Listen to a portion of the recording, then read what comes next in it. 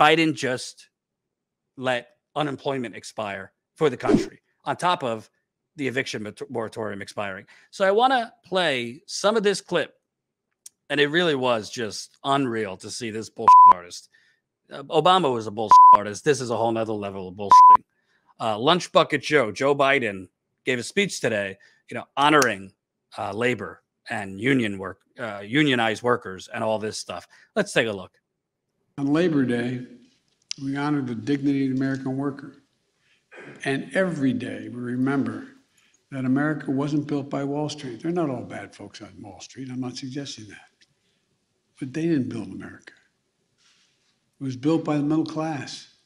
And unions built the middle class. And despite this, workers have been getting cut out of the deal for too long a time. From 1948, after the war, to 1979, productivity in America increased by more than 100%, while the pay for American workers grew by nearly 100%. And then along came 1979 and everything began to change. Productivity in the country has grown almost 4 times faster than pay since 1979. That means the workers have been given much more to their employers' bottom lines than they've gotten back in their paychecks, breaking the basic bargain of this country. The bargain was if you work hard and you contribute to the welfare of the outfit you work with, you got to share in the benefits. Well, that stopped for a long time. Instead, some people started seeing the stock market and corporate profits and executive pay as the only measure for economic growth. By the way, the stock market's gone up exponentially since I've been president. You haven't heard me say a word about it. I'm glad it's gone up, no problem. But look, let me tell you something. My measure of economic success is how families like mine growing up, working families, busting their neck, how they're doing. Worker power is essential to building our economy back better than before. It's just that basic. To counter corporate power, to grow the economy from the bottom up and the middle out. I'm so tired of trickle down. I ask, when has the middle class done better that the wealthy haven't done incredibly well? I can't think of a time that when the middle class is booming and moving, everybody does well. So, I don't know if any of you had an issue with that. Maybe, had an issue with, let's separate two things. You got Joe Biden, who's, making love to labor unions and all these, frankly, I just interviewed one recently, labor leaders that are taking this bullshit in like it's gospel and thinking, oh, he's the greatest labor president of our time, of the last 30 years.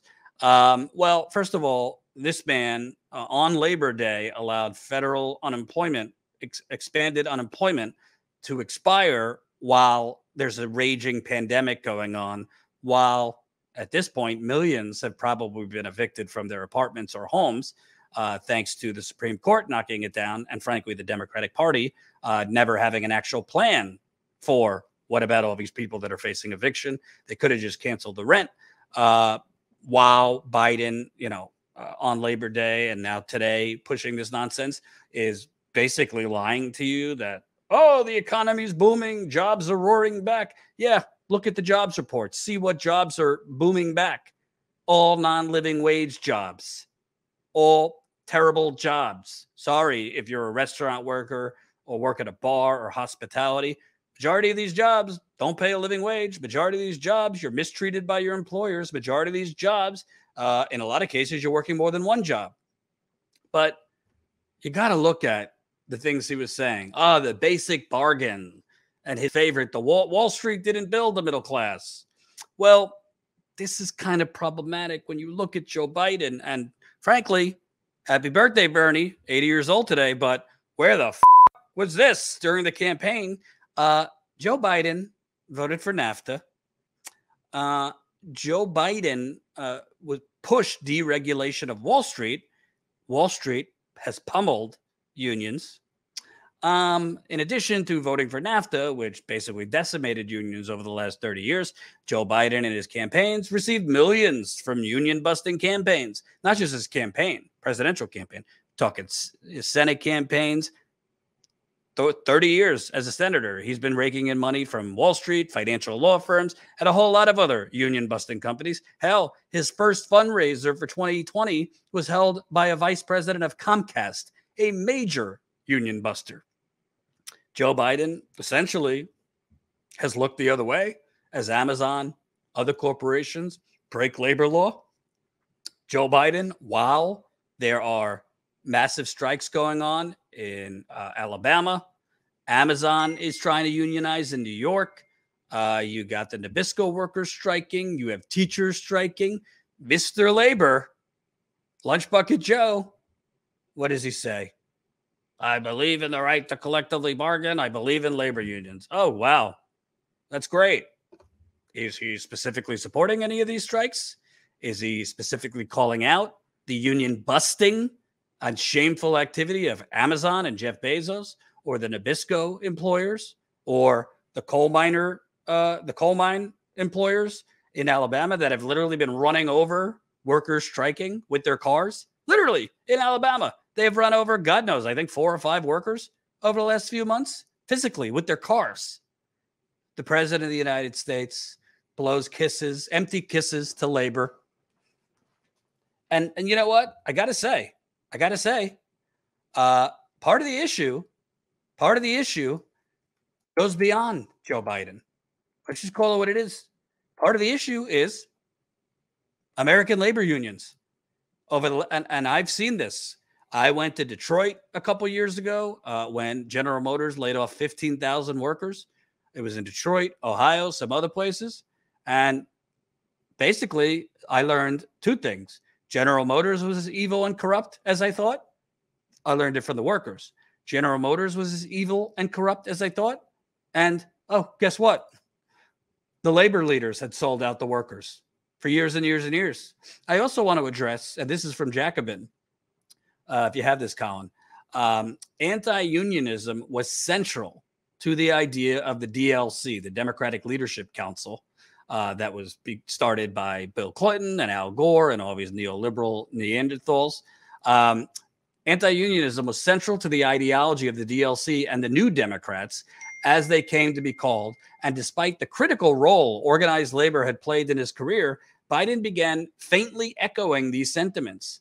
At the Florida AFL-CIO annual convention in 1985, by the way, you might say, Jordan, who cares about the 1980s? Well, this is when Reagan carried his machete and tore through labor unions and just cut them up with his machete.